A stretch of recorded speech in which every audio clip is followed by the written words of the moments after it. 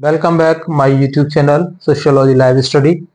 और आज मैं उपस्थित हूँ बीए 6 सेमेस्टर की क्लास के साथ में, क्योंकि 5th सेमेस्टर की परीक्षाएं और उसका प्रैक्टिकल या वाइवा संपन्न होने के बाद आप 6 में आ जाते हैं और 6 सेमेस्टर के लिए आपको एक ज़्यादा लंबा समय आपको क्लास के लिए नहीं मिलता, क्योंकि मार्च के बाद मोस्टली क्लासें लगभग ऑफ ही हो जाती हैं।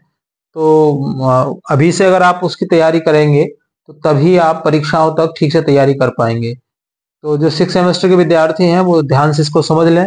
जो आपका फर्स्ट पेपर है उसके बारे में मैं आज आपको यहाँ पे बताने वाला हूँ। तो जो फर्स्ट पेपर है उसका नाम है आपका पायोनियर्स ऑफ इंडियन सोशियोलॉजी। पिछली क्लासेस में मैंने हल्का सा इसके बारे में आपको बताया था कि कौन कौन से पेपर्स होंगे और प्रैक्टिकल क्या होगा। तो ये पेपर आपका इंटरनल और एक्सटर्नल दोनों को मिला करके 100 मार्क्स का होगा। पास होने के लिए आपको इसमें से 33 मार्क्स जो है 33 सॉरी है ना 33 जो मार्क्स आपको चाहिए पास होने के लिए। तो इस पेपर में क्या क्या आपको पढ़ना है ये मैं आपको यहाँ पे बताऊंगा आज की क्लास में। आप ये ध्यान से समझ लीजिए कि अगर आपने सिलेबस को समझ लिया, सिलेबस को पढ़ लिया, सिलेबस को जान लिया, तो समझ लीजिए कि 50% आपकी तैयारी हो गई, क्योंकि पूरा पेपर इसी में छिपा हुआ होता है। तो इसको एकदम ध्यान से समझिए कि क्या क्या आपके सिलेबस में आपको पढ़ना है। तो देखो, इसमें कुल मिलाकर के सिलेबस में आपकी 8 यूनिट्स हैं, और जैसा कि इस पेपर का नाम है पायोनियर्स ऑफ इंडियन सोशियोलॉजी, अर्थात जो भारतीय समाज शास्त्र है उसके पथ प्रदर्शक। तो पथ प्रदर्शक या कहीं मार्गदर्शक भी लिखा हुआ है इनके लिए, कहीं अग्रदर्शक भी लिखा हुआ है। तो लेकिन आप इतना समझ लीजिए पथ प्रदर्शक ही है हिंदी में, मैं अगर इसका ट्रांसलेशन करूं तो पथ प्रदर्शक का मतलब है कि एक ऐसा व्यक्ति जो रास्ता बताने वाला होता है। तो भारतीय समाज शास्त्र के पथ प्रदर्शक शीर्षक से आपका ये प्रश्न पत्र है। इसमें आपको क्या क्या पढ़ना है, तो ये 8 यूनिट्स हैं। 8 यूनिट्स में जो पहली यूनिट है, पहली यूनिट में आपको 2 समाजशास्त्री दिए हुए हैं, एक है जीएस घुरिये और दूसरे हैं डीएन मजूमदार। तो जीएस घुरिये का आपको पढ़ेंगे कास्ट अर्थात जाति, इंडियन साधुज, इनकी एक बुक भी है ये और एक थ्योरी भी है, इंडियन साधुज, भारतीय साधु। तो चैप्टर अगली क्लास में हम पढ़ेंगे इसको, तो मैं आपको विस्तार से समझाऊंगा।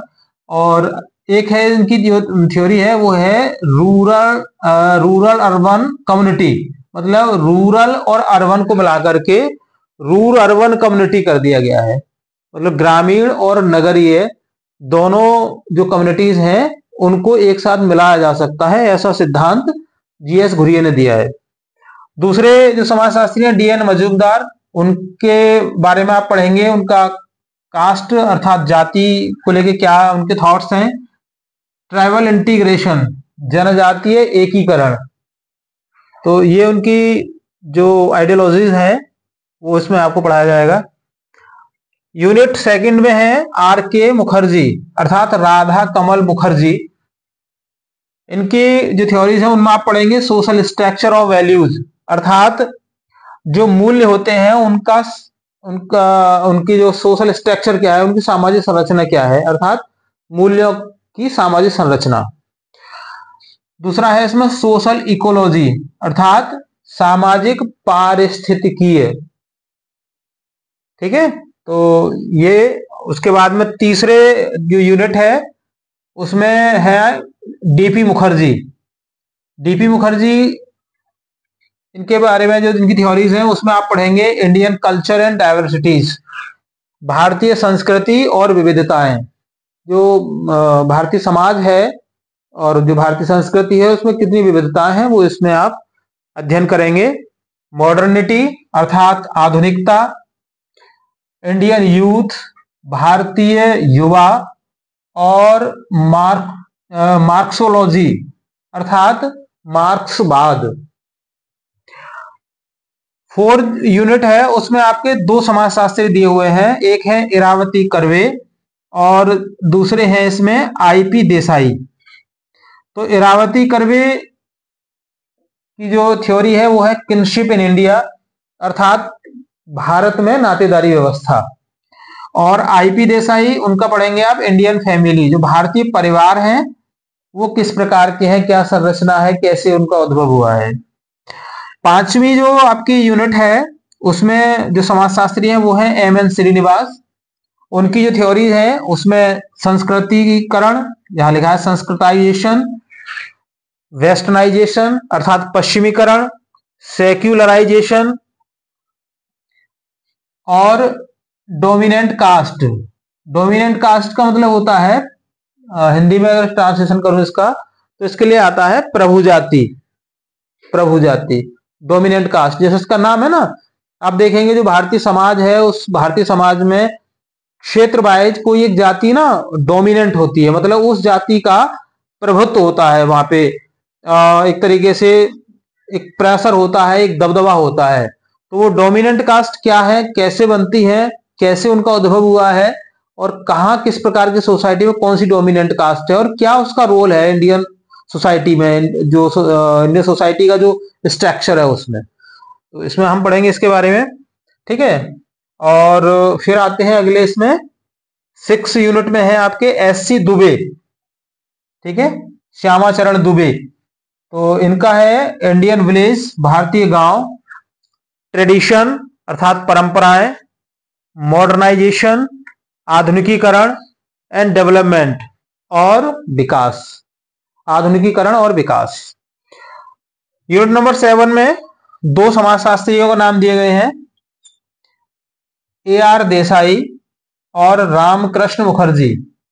ए.आर. देसाई की जो थ्योरी है वो है social background of Indian nationalism, भारतीय राष्ट्रवाद का सामाजिक बैकग्राउंड को क्या कहेंगे आप, पृष्ठभूमि, मतलब भारतीय राष्ट्रवाद की सामाजिक पृष्ठभूमि। ठीक है, social background of Indian nationalism, Marxist approach to study of Indian society, जो भारतीय समाज है उसका अध्ययन करने के लिए मार्क्सवाद का दृष्टिकोण, मार्क्स का दृष्टिकोण, कार्ल मार्क्स का दृष्टिकोण। ठीक है, और दूसरे जो है रामकृष्ण मुखर्जी, उनकी है dynamics of agrarian class structure, अर्थात कृषि वर्ग संरचना की गतिशीलता। जो कृषि से संबंधित कृषक वर्ग है उसका जो स्ट्रक्चर है वो, उसका जो उसकी गतिशीलता है ना, वो जो डायनामिक्स है उसके बारे में पढ़ाया जाएगा। और यूनिट नंबर 8 में है आंद्रे वेते। ठीक है, नाम हिंदी में इनको आंद्रे वेते कहते हैं, और स्पेलिंग तो आप जानते ही हो किस तरीके से इसकी लिखी रहती है, थोड़ा डिफरेंट इसकी स्पेलिंग है। तो इनके बारे में, इनकी जो थ्योरीज है उसमें इन्होंने कास्ट के बारे में अपने थॉट्स दिए हैं, जाति क्या है, क्लास एंड पावर, वर्ग और शक्ति, है ना, जाति वर्ग और शक्ति, class, caste, class and power, agrarian structure, कृषक संरचना।